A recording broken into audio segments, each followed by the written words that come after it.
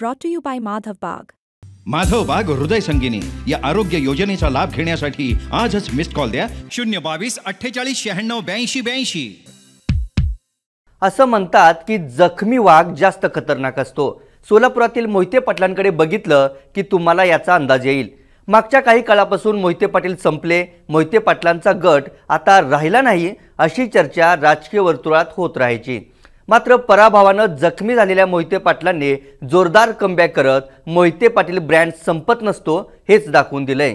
राष्ट्रवादीत असताना झालेली कोंडी, खोलवर घाव करणारा पंढरपुरातला पराभव आणि भाजपमध्ये गेल्यानंतरची घुसमट या सगळ्या घटनाक्रमानंतर अकलूजच्या मोहिते पाटलांनी राजकीय पटलावर कसं कमबॅक केलंय याचीच इनसाइड स्टोरी जाणून घेण्याचा प्रयत्न आपण या व्हिडिओतून करणार आहोत। नमस्कार, मी लखन आदाटे आणि तुम्ही पाहताय मुंबई तक। मोहिते पाटलांच्या कमबॅकची सुरुवात होते 2024च्या लोकसभा निवडणुकीपासून। भाजपला रामराम करत लोकसभा निवडणुकीत धैर्यशील मोहिते पाटलांनी तुतारी हाती घेतली आणि दिल्ली हे गाठली।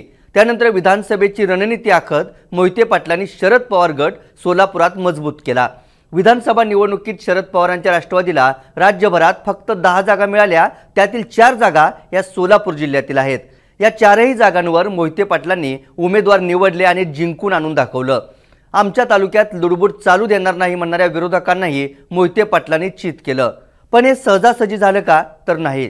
मोहिते पाटलांच्या कमबॅकची तयारी खूप आधीपासून सुरू होती। विजयदादांचा अनुभव, बाळदादांचं जबरदस्त प्लॅनिंग, रणजितसिंह मोहिते पाटलांचा गनिमी कावा, धैर्यशील मोहिते पाटील, शिवतेजसिंह आणि अर्जुनसिंह मोहिते पाटील यांनी मैदानात उतरून थेट भिडणं यामुळे मोहिते पाटील गट पुन्हा एकदा मैदान मारताना दिसतोय।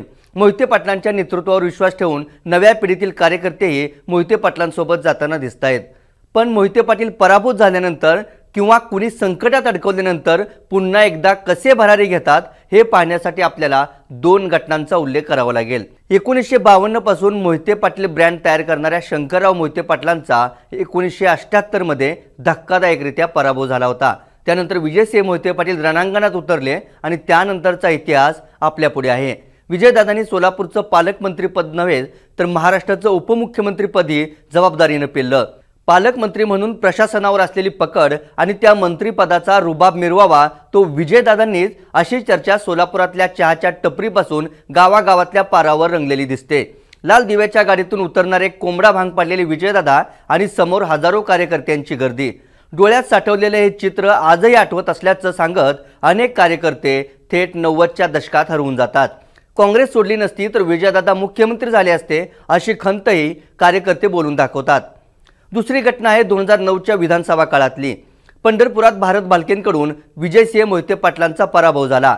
धक्कादायक पराभवानंतर मोहिते पाटलांचा दबदबा एक प्रकारे कमी झाला।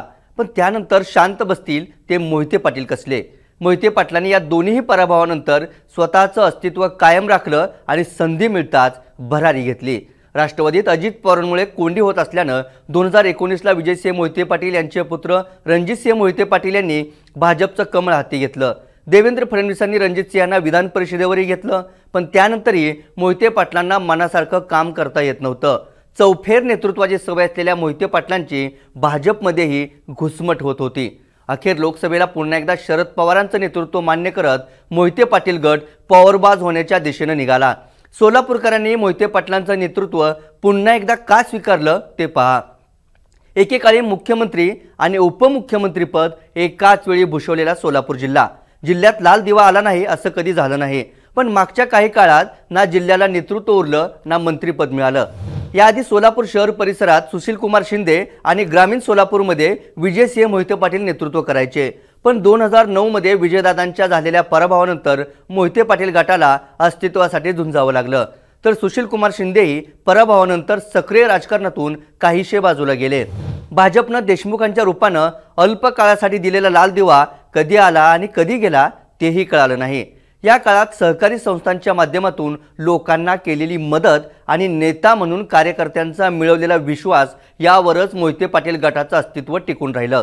जनतेनेही लोकसभा आणि विधानसभेत मतदानातून शिक्कामोर्तब करत मोहिते पाटलांना बळ दिलं।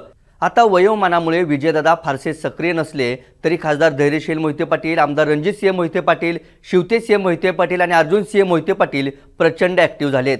विजयदादांनंतर ही नवी पिढी देशात आणि राज्यात सर्वात मोठा पक्ष असणाऱ्या सत्तेतील भाजपसह विरोधकांना थेट आव्हान देते ती याच मोहिते पाटील ब्रँडच्या जोरावर। पार्सल परत पाठवणार म्हणत भाजपच्या राम सातपुतेंना आधी लोकसभा आणि नंतर विधानसभेलाही पराभूत करत मोहिते पाटलांनी त्यांचा शब्द खरा करून दाखवला, हे त्याचंच एक उदाहरण। त्यामुळे लोकसभा आणि विधानसभेनंतर आता येणाऱ्या झेडपी आणि पंचायत समितीच्या निवडणुकीतही यश मिळवत मोहिते पाटील गट स्थिरावला तर मोहिते पाटलांचा विजय रथ रोखणं विरोधकांना अवघड जाईल यात शंका नाही। या व्हिडिओत इथेच थांबूयात। मोहिते पाटलांचं नेतृत्व पुन्हा एकदा राज्य पातळीवर झेपावेल का? मोहिते पाटील ब्रँडची चमक अशीच टिकून राहील का? याबाबत तुम्हाला काय वाटतं ते आम्हाला कमेंटमधून नक्की कळवा। ताज्या घडामोडी आणि अभ्यासपूर्ण विश्लेषणासाठी मुंबई तकला सबस्क्राइब करायला विसरू नका। धन्यवाद।